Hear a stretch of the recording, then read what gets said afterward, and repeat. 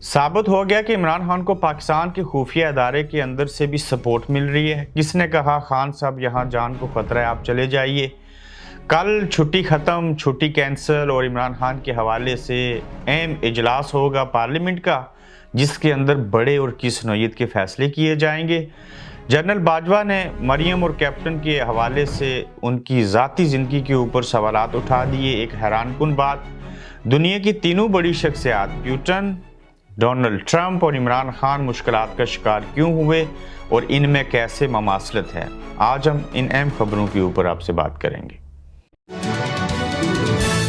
अस्सलाम वालेकुम, आप देख रहे हैं गोरख धंधा अबरार कुरैशी, आपसे मुखातिब हूँ। कल छुट्टी थी 22 मार्च को, और जो 23 मार्च की भी तकरीब होती है वो अफवाज पाकिस्तान ने उसकी जो तकरीब की सरमनी जो होनी थी उसकी चीज़ों को कम कर दिया था। शायद बजट था या मुल्क के हालात थे या जो भी हकीकत थी। गुज़श्ता रोज़ भी हुकूमती अरकान जो थे वो बैठे और 6 घंटे तक जो मीटिंग जारी रही हुकूमती इत्तेहाद की, जिसमें सरबराह खुफिया अदारे के DGI भी वहाँ पे शामिल थे। वहाँ सिर्फ एक ही बंदे के ऊपर बात हुई, उनका नाम है इमरान खान। कैसे इनको ख़त्म करना है, कैसे इनको पकड़ना है, कैसे क्या चीज़ें करनी, और आखिर हम PTI से जान कैसे छुड़ाएं, ये इतने मजबूत क्यों हो गए, इलेक्शन हो जाएंगे, अल्लाह ना करे इलेक्शन हो, हमारी इनसे जान छूटे, अगर इलेक्शन हुए तो हम लोग बुरी तरह से नाकाम हो जाएंगे। इस बात को आगे बढ़ाने से कबल बल्कि इसी को मुकम्मल कर लेता हूँ। कल छुट्टी थी और उसके बावजूद कल मुश्तरका इजलास होगा पार्लियामेंट का। उसके अंदर सारे लोग बैठेंगे, हुकूमत के इत्तेहादियों में से पीपल्स पार्टी ने मुखालफत की कि इस पार्टी को बैन करने के हवाले से ये चीज़ अब हो नहीं सकेगी कि PTI को बैन किया जाए, लेकिन इस जमात को कुछ कदहन इसके ऊपर लगाने की कोशिश की जाएगी और ये तासर दिया जाएगा कि ये जमात जो है ये इलेक्शन लड़ने के काबिल ही नहीं है, ये एक सियासी जमात ही नहीं है। तो इस तरह का कोई रास्ता अपनाया जाएगा और पार्लियामेंट भी अपनी, सियासतदान भी अपने, हुकूमत भी अपनी, बाकी इत्तेहादी जमातें भी अपनी, और इस तरह का कोई फैसला किया जाएगा जिसको कानूनी और आइनी हैसियत दे के खिलवाड़ पैदा करने की कोशिश की जाएगी। और हो सकता है PTI को उस फैसले को रिवर्स करवाने के लिए, बाकी चीज़ें करने के लिए कोई आइन और कानून की अदालत में जाके तशरीह करवाना पड़ जाए, और उस ज़िमन में ये हो सकता है कि जो इंतखाबात हैं वो लेट हो जाएं। मगर आप याद रखिए, आप महसूस कीजिए कि इमरान खान इतने इंपॉर्टेंट हो गए कि छुट्टी को कैंसिल करके जो पार्लियामेंट का मुश्तरका इजलास है उसको बुलाया गया है कल। ये सारे लोग बैठेंगे और फिर गुज़श्ता रोज़ जैसे इमरान खान 6 घंटे डिस्कस हुआ, फिर इमरान खान डिस्कस होगा, सारी चीज़ें होंगी। मसला अब इमरान खान का नहीं है, मसला पाकिस्तान के अवाम का है। उनको इमरान खान से दूर करने के हवाले से कोई इजलास कीजिए, कोई मीटिंग कीजिए, उसमें कोई प्लान तरतीब दीजिए कि उनकी मोहब्बत को दिलों से, दिमागों से, आंखों से, कानों से कैसे निकाला जा सकता है। अदरवाइज़ PTI के ऊपर आप पाबंदियाँ लगाने की कोशिश करेंगे, गिरफ्तारियाँ होंगी, जैसे कि आज भी हुई, गुज़श्ता रोज़ भी हुई, उससे एक दिन पहले भी हुई। आपने उनके बच्चों को छेड़ा, फैमिलीज़ को तंग किया, बेशुमार लोगों को आपने पकड़ा। मज़ीद भी आप फैसला करने जा रहे हैं कि हम इन लोगों को पकड़ेंगे, गिरफ्तार करेंगे, मगर वो जो अदालत ने कहा था कि इलेक्शन करवाओ, उसकी तरफ आप नहीं जा रहे। सरेआम और सीधा सीधा नज़र आ रहा है कि आप लोगों के साथ अवाम की हमायत हासिल नहीं है। आपको पाकिस्तान के अवाम पसंद नहीं कर रहे। ना जाने आपको किसने चोर साबित कर दिया, किसने ऐसे कहा। ये आपके दाएं बाएं बैठे, आप अपने दुश्मनों से रोज़ाना बगलगीर होते हैं हुकूमत वाले। इनको समझ नहीं आ रही कि हमारे साथ हो क्या रहा है। ये वही लोग हैं जिन्होंने आपके ऊपर पनामा केस चलाया। ये वही लोग हैं जिन्होंने 25 अरब रुपए का वज़ीर-ए-आज़म शहबाज शरीफ साहब आपके ऊपर केसेस बनाए। ये वही लोग हैं जिन्होंने आपको जेल को रखा। ये वही लोग हैं जिन्होंने आज तक नवाज शरीफ साहब के केसेस ख़त्म नहीं किए। ये वही लोग हैं, बाजवा के साथी, वही अदारा आर्मी जिसने तमाम केसेस बनाए और सारी हरकतें की, और आज फिर आप इनके साथ बैठे हैं। ये वही लोग हैं जो आपको इस्तेमाल करके इमरान खान के ख़िलाफ़ आपको लेके जाना चाहते हैं। ये वही लोग हैं जिन्होंने इमरान खान को आपके ख़िलाफ़ इस्तेमाल किया था। आज आप उनके ख़िलाफ़, उनके साथ मिलकर इमरान खान के ख़िलाफ़ इस्तेमाल हो रहे हैं। चूँकि हमारे यहाँ जमहूरियत नहीं है, यहाँ पे मिलिट्री डेमोक्रेसी इसको कहते हैं, ये डेमोक्रेसी नहीं है। तो आप कब तक इनकी बैत करते रहेंगे, कब तक नौकरी करते रहेंगे? एक वक्त आएगा कि ये चीज़ें दम तोड़ जाएंगी। आखिर कब तक ये चीज़ें दम तोड़ेंगी? جو کام 50 سالوں کے بعد ہونا تھا وہ 1.5 سال کے اندر ہو چکا۔ آج عدالت میں لاہور عمران خان پیش ہو گئے، وہاں پہ انہوں نے کہا جی کہ ریکارڈ لے کے آئیے، یہ جو زمان پارک کے اوپر حملہ ہوا تھا اس طرح کا کیس تھا، اس میں کوئی اور بڑی خبریت نہیں ہے، آپ دیکھتے ہیں کہ چیزیں کیا ہوتی ہیں۔ اور توشہ خانہ میں تو عمران خان نے 30 مارچ کو پیش ہونا ہے، وہ ساری چیزیں اب ایک طرف۔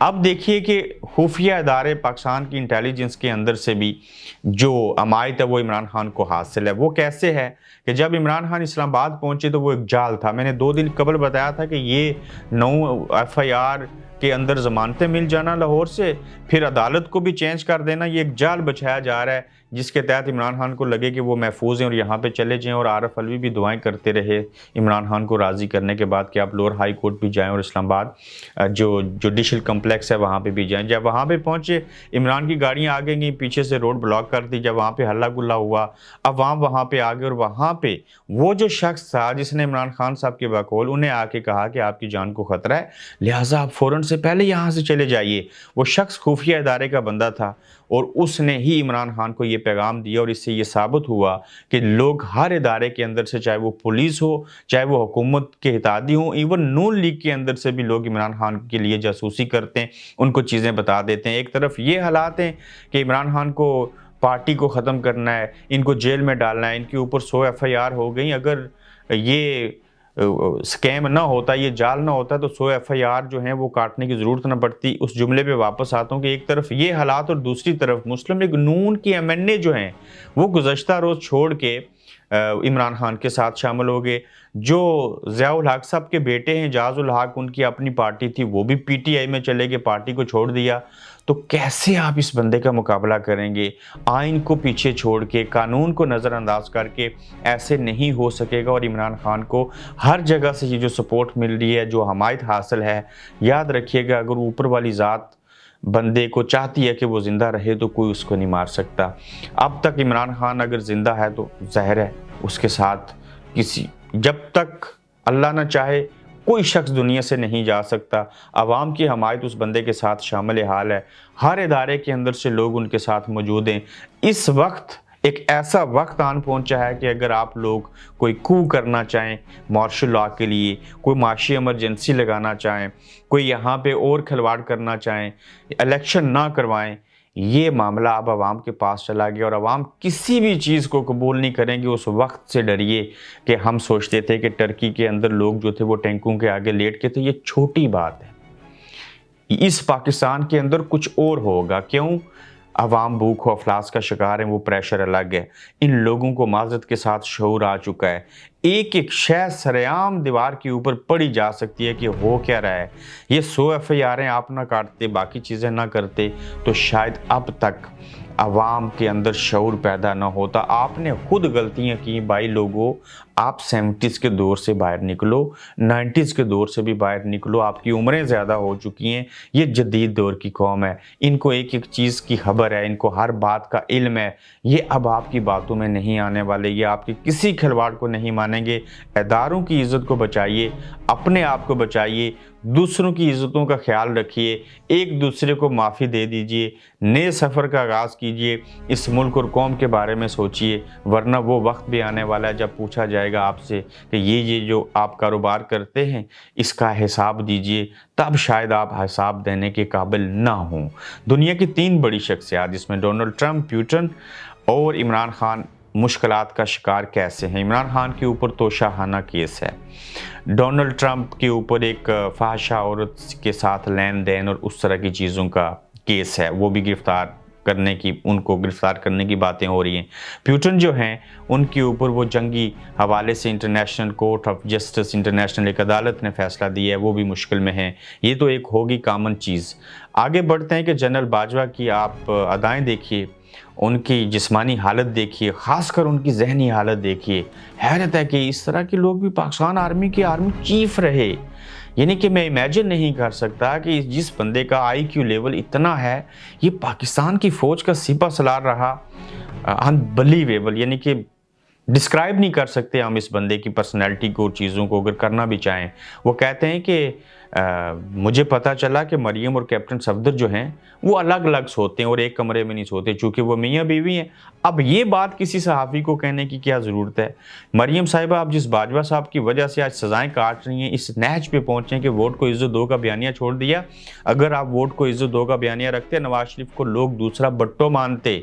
आपने वो चीज़ें छोड़ी, बैत कर ली, सारी चीज़ें हुई, बाजवा ही की वजह से यहाँ आए, और वो बाजवा कहते हैं मरियम और कैप्टन एक साथ नहीं सोते। क्या इनसे आप पूछोगे कि आप ये बकवास करने वाले होते कौन हो? ये आपने, आपके हवाले से उन्होंने आपकी ज़ात के ऊपर क्या बात की? जहाँ पे ये उनके दिमाग की अक्कासी करता है वहीं पे ये एक गलत बात है। अगर वो ना कहते तो मैं आज इसको डिस्कस ना कर रहा होता कि कराची में जब हमने इनको होटल से पकड़ा तो ये अपने अपने कमरों में अलग से थे और ये एक साथ एक कमरे में नहीं रहते। तो किसने जवाब दिया इनको इस तरह की बकवास करने का? फिर शेख रशीद साहब के हवाले से उन्होंने कहा ये भी झूठा इंसान है और इमरान खान भी झूठा है। इमरान खान कितना झूठा है ये पाकिस्तान के अवाम को पता है। अब शेख रशीद साहब ने भी वीडियो पैगाम जारी करके कहा कि ये बाजवा साहब झूठ बोलते हैं, मैं इमरान खान के साथ था, मैं इमरान खान के साथ हूँ और इमरान खान के साथ रहूँगा।